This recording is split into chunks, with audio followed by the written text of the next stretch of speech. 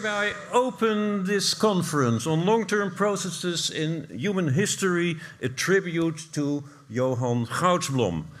My name is Nico Wilterdink and I'm one of the organizers of this conference. Welcome to all of you, including those who follow this conference on screen.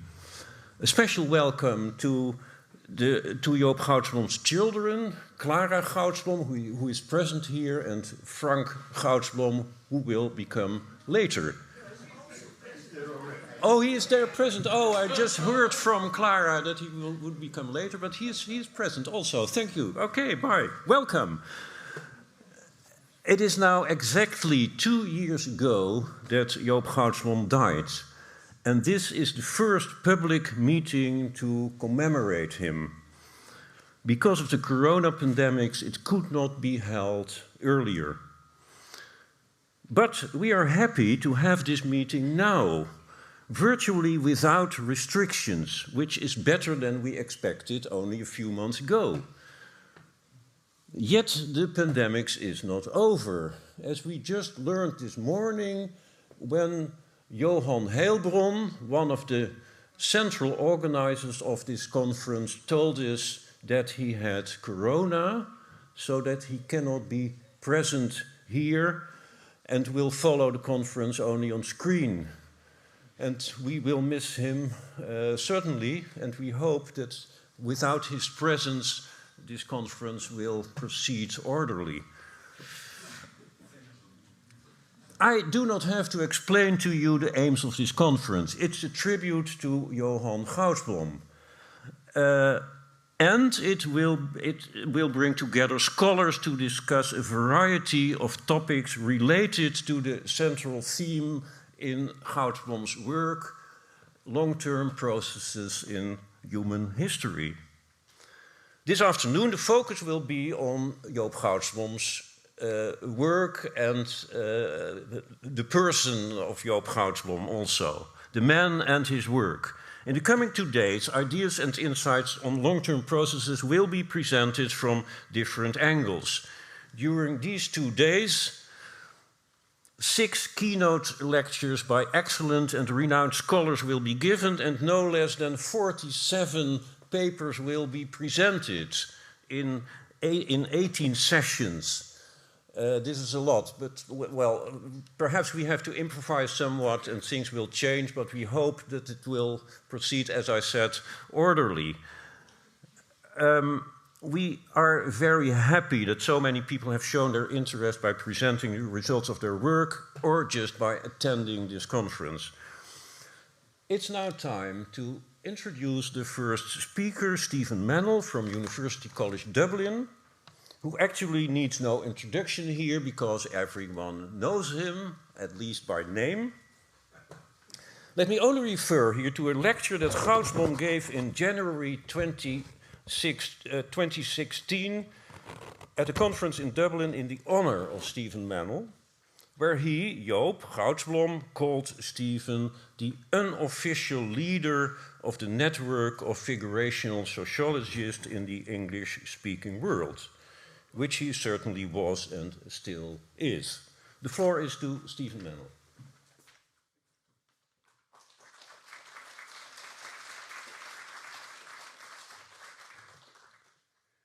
Thank you, Nico.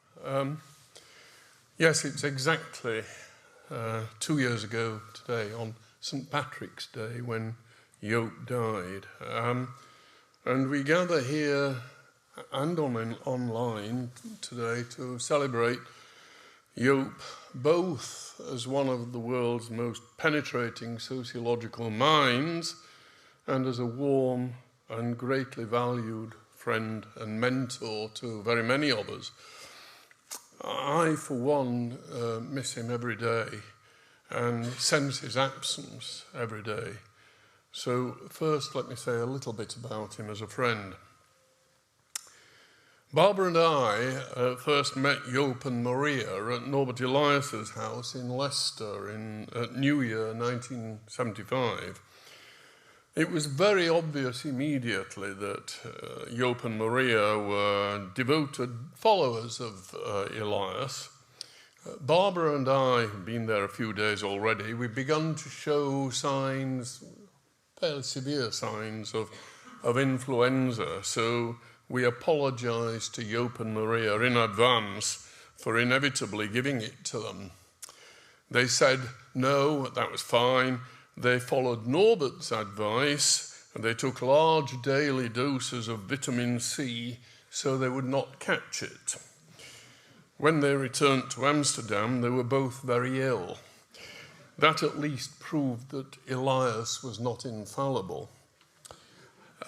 In spite of us infecting them, we soon became great friends.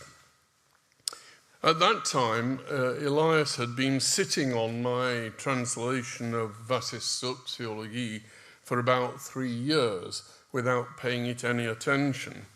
And during those days together in Leicester, Joop somehow managed to persuade Elias to delegate to him responsibility for approving the translation. So a few months later, on a beautiful sunny day, I found myself sitting in the garden at J.J. Vjotterstraat, working with Joop on the final corrections.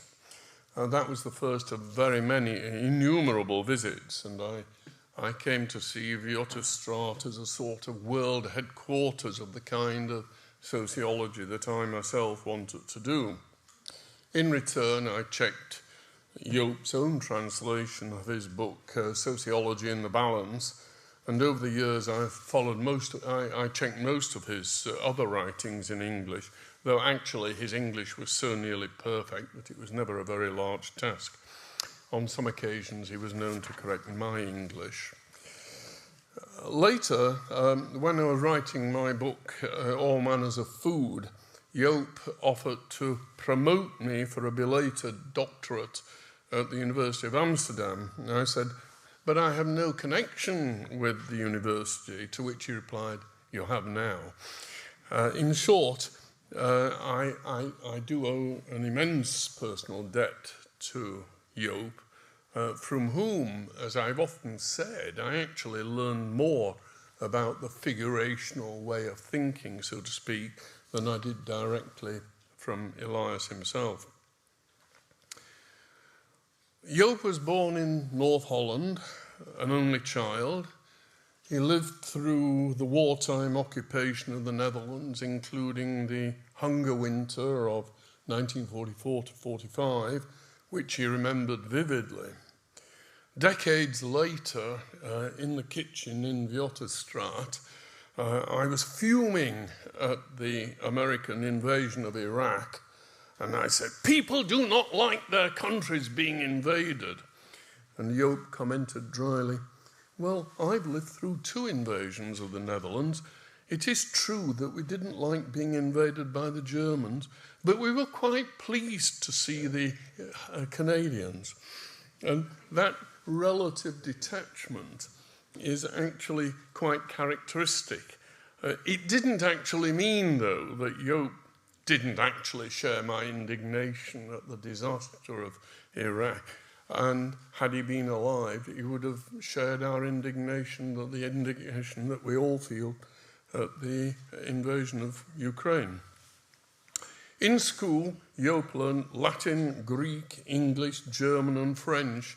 One wonders how time was found for the rest of the curriculum. And he won a national prize for an essay in English on youth friendship crosses borders, and the prize was a visit to Britain, where he saw mountains for the first time. After leaving school, he spent a year at Wesleyan University in Connecticut, and then in 1951, after the year in America, he went to the University of Amsterdam to study social psychology. And apart from short periods as visiting professor elsewhere, he was to remain there for the rest of his life. In his student days, Joop was one of the editors of and a regular contributor to the locally famous student weekly Propria Cures, and that gave him, from an early stage, something of a literary reputation as well.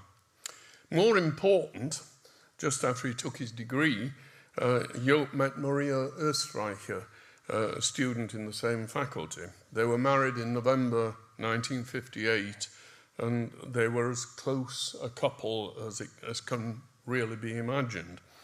They came as a couple to academic conferences, and they welcomed countless guests to their home, to the point where some of us began facetiously to refer to it as the Hotel Wioterstraat. After her death in 2009, Joop referred to Maria's omni-absence. Early in Joop's time as a student in Amsterdam came another important encounter. He heard his professor, A.N.J. Den Hollander, refer to a book by Norbert Elias, Über den Prozess der Zivilisation. Then Joop found a reference to the same book in a review by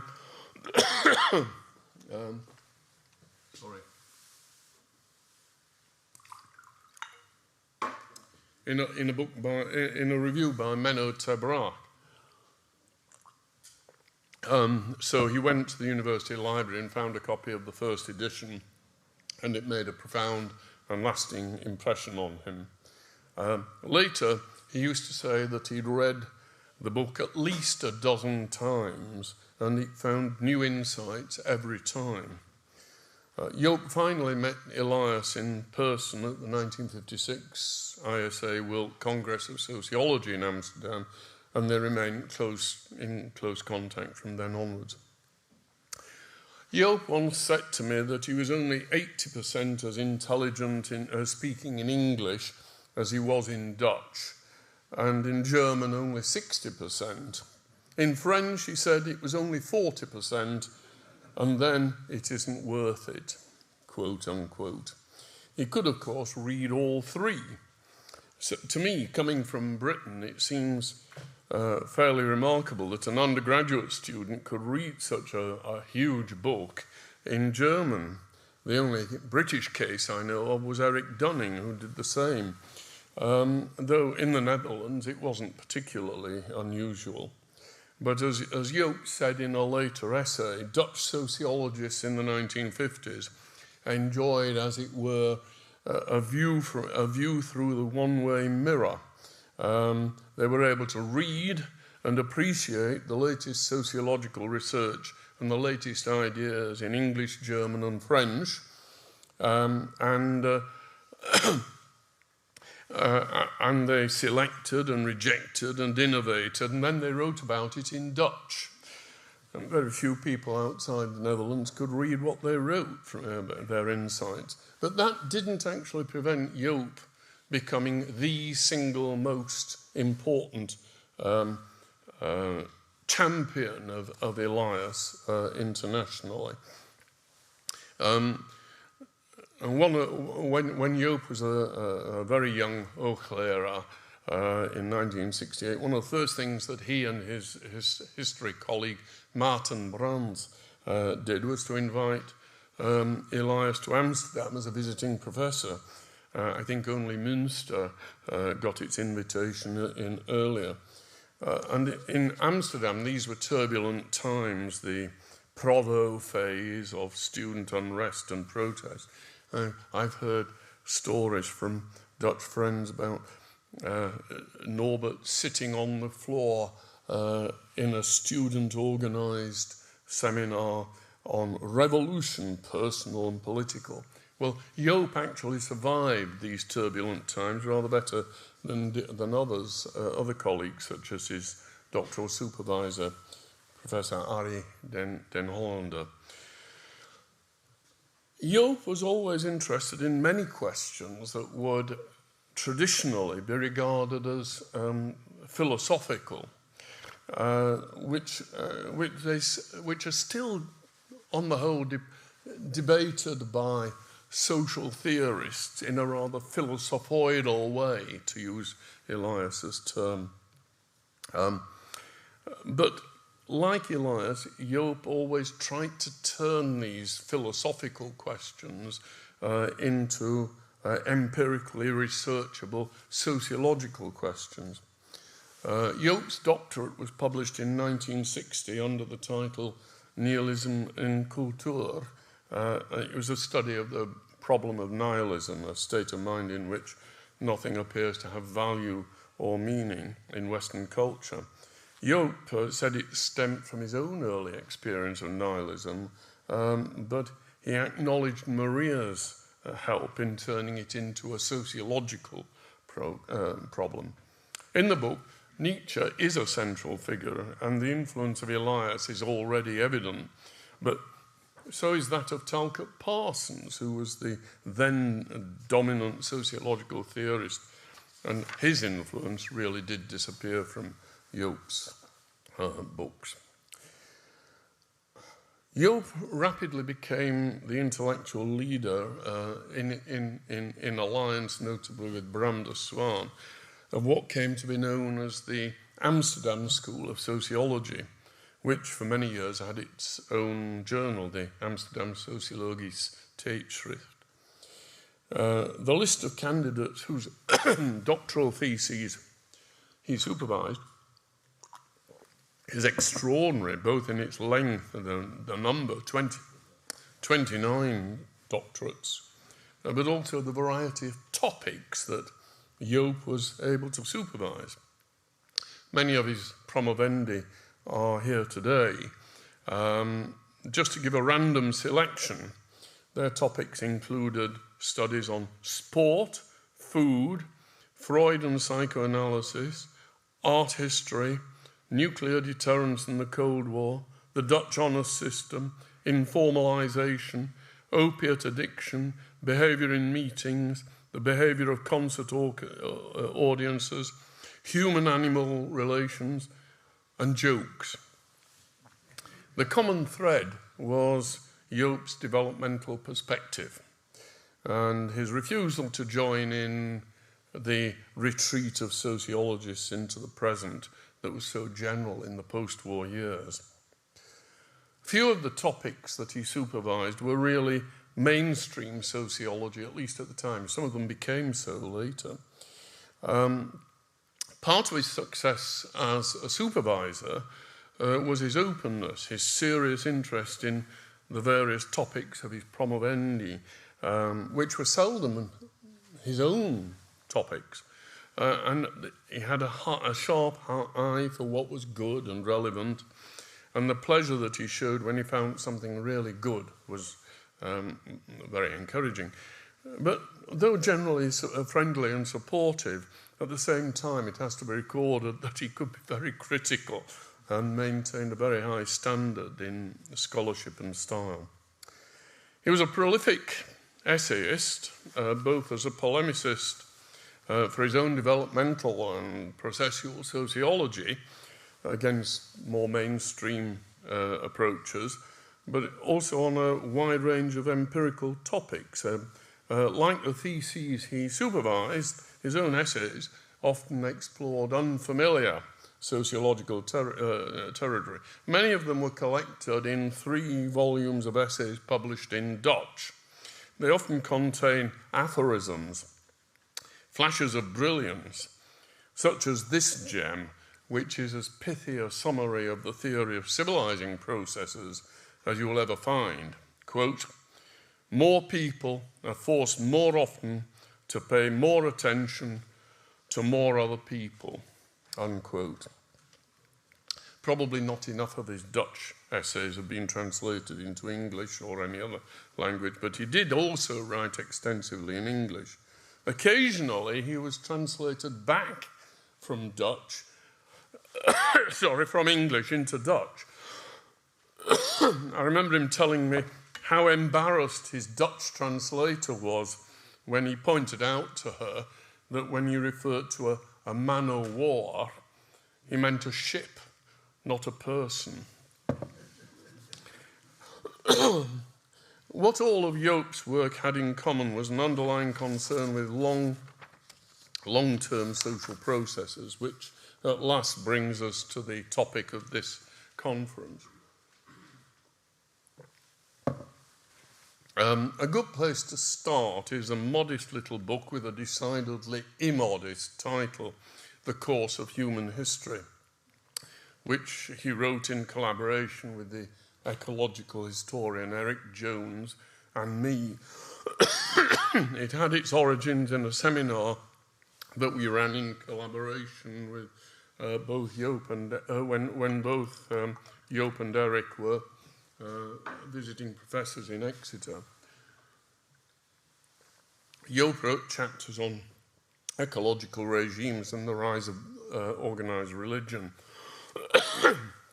and on the formation of military agrarian regimes. But his most broadly theoretically relevant essay was on human history and long-term social processes, in which he advocated a synthesis of chronology and physiology. My apologies for the cough. I assure you that it's asthma-related rather than COVID-related, just in case you're worried. The distinction between chronology and physiology can be said to arise from the old tension between historians and sociologists, which was neatly captured in an exchange in Bielefeld in a book that Arthur Bogner and I have just edited. It was in a discussion of a paper by the great world historian William Mennell. And the sociologist Hans-Dieter Evers observed that this is a problem with historians. They always withdraw into facts when they are asked questions about concepts. Moments later, when a sociologist had evaded factual detail, Arthur Bogner responded, "That's the problem with sociologists. If they are asked about facts, they go into conceptual sophistication." I think Nico Wilterdink will say a bit more about chronology and physiology later this afternoon. But the gist of Goudsblom's argument was that in explaining long-term processes, chronological listing of facts is not enough. We also need some conception of the structure, the sequential order of such processes. In other words, a physiology. Any such ideas, however, have traditionally provoked knee-jerk cries of evolutionism, exclamation mark, or more recently, Eurocentrism, exclamation mark. Intellectual warriors like Karl Popper in Britain or Robert Nisbet in the USA saw any effort to discover any structure in earlier social development as inseparably linked to impulses to shape the future in authoritarian ways.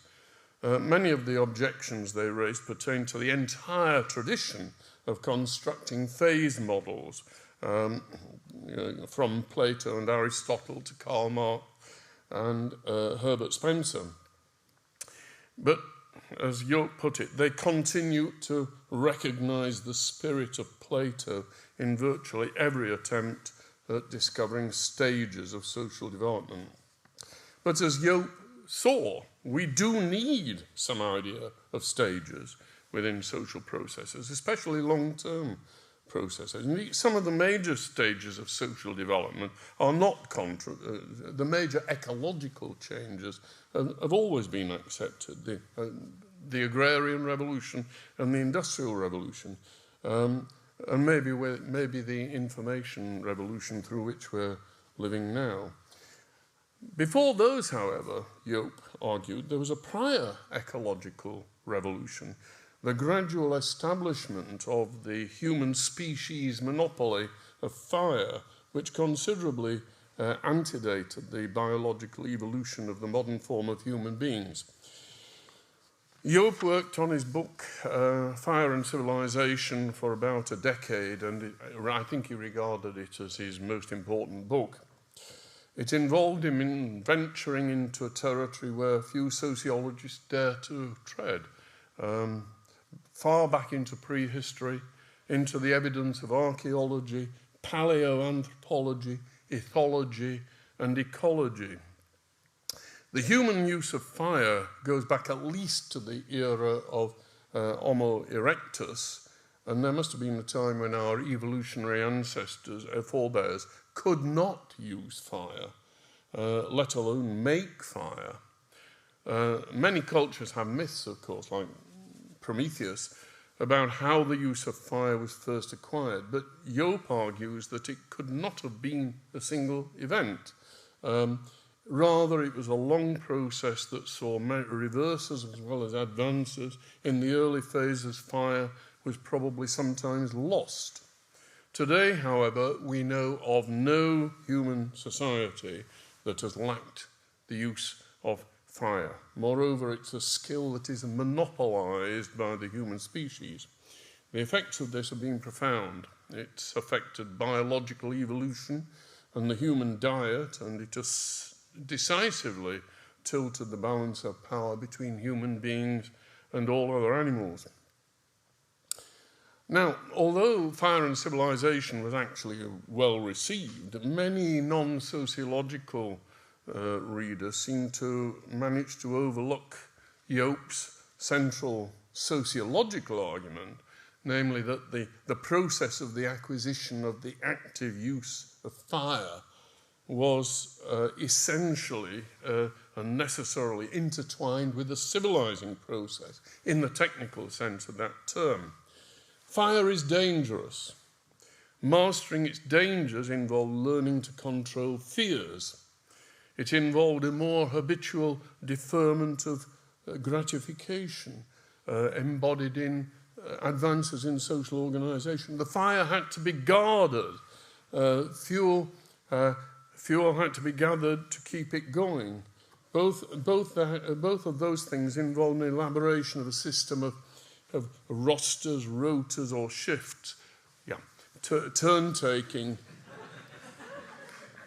Yeah. You borrowed 5 of my minutes.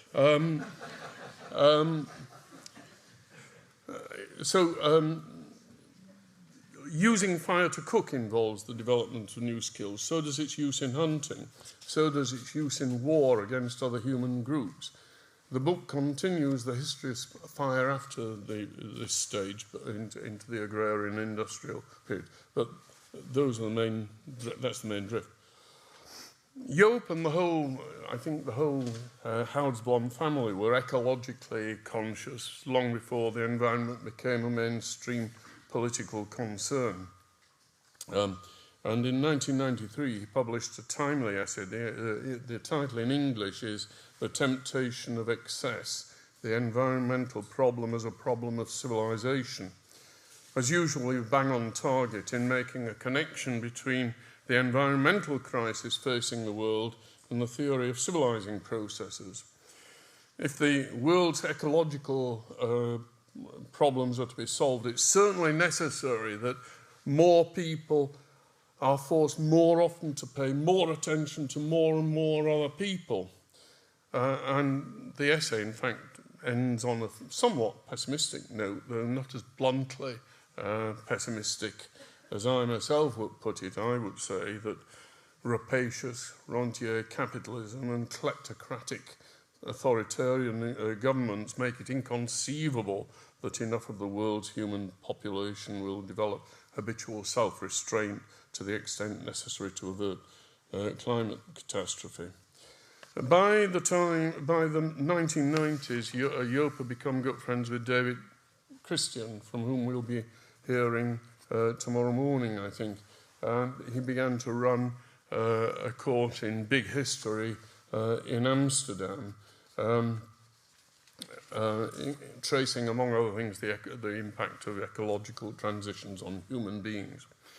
The idea was elaborated in a major book, Mapai Mundi, which was rather spectacularly launched in the presence of Queen Beatrix in 2002 at the other Royal Dutch Academy in Haarlem.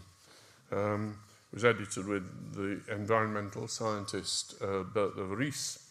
It's interesting that, Joop made some of the most important contributions in that. But one sign of how far things have changed, yeah, I'm trying my best. I've lost a lot of time from coughing, if you notice. Don't bother to prompt me again, Nico. I know them. I mean, I'll try and keep it short. But it's interesting that he argued to me anyway, that he made a mistake in giving it a Latin title. In fact, the whole title was Mappae Mundi, Humans and Their Habitats in a Long-Term Socio-Ecological Perspective, Myths, Maps and Models, rather than rather mouthful. Now, Joop was for decades a major figure in Dutch intellectual life.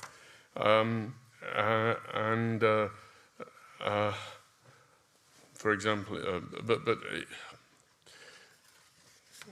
I won't talk about his literary reputation out of deference to Nico and his signs. Joop, I think, deserves to be recognised as one of the world's greatest and most incisive sociological minds of the late 20th and early 21st century. He did gain a substantial international reputation, and yet I think it might be said always to have been a bit of a success d'estime. And he was disappointed that his work did not make a greater impact in the English-speaking world. It was partly because English-speaking sociologists didn't really know where he was coming from. They had a vague idea where the Netherlands were, but they didn't know anything at all until about the 1980s or 90s about the work of Norbert Elias, which was where Joop was really coming from. I don't think his relatively disappointing impact in Britain and America had anything to do with his command of the English language. In fact, he wrote a spare and elegant English, vastly better than the English written by all but a tiny minority of Anglophone sociologists. And I think that was precisely the problem. Most sociologists, especially theorists, write in such a clumsy, pompous, pretentious way that maybe they assume that ideas that are advanced in a clearly expressed and easily understood way cannot possibly be of any importance and significance. Let me finish, and I have a little anecdote. Back in 2000, this is a lighter note on which to end. Back in 2001, Joop, Eric Dunning and I were in Brazil together to take part in a conference in Assis, up by the Paraguayan border. We took it in turns to give lectures. On the second day, it was Joop's turn to speak after lunch, and he stayed at the university working on his lecture. Meanwhile, Eric and I were driven into town for lunch at one of those Brazilian restaurants where you help yourself and they weigh your plate. As we were about to leave, Eric spotted a large barrel by the door with a tap from which customers were filling their glasses to drink before they left. We asked what it was. Pinga, came the reply, raw distilled sugarcane spirit. Help yourselves. We were then driven back to the afternoon session and took our seats right in front of Joop. The inevitable happened. The spirit indeed is willing, but the flesh is weak, or more accurately, the problem was too much spirit. About 10 minutes into his lecture, Joop broke off to say, I find it slightly discouraging that my two colleagues appear to be asleep. Eric and I experienced an acute adrenaline rush and acute embarrassment. But the reason I tell this story is this, because Randall Collins remarked to me, Joop always dealt with important things. It was a mistake ever not to listen to what Joop was saying. His work still speaks to important questions, and this conference, commemorating a much-loved friend, recognises his continuing influence.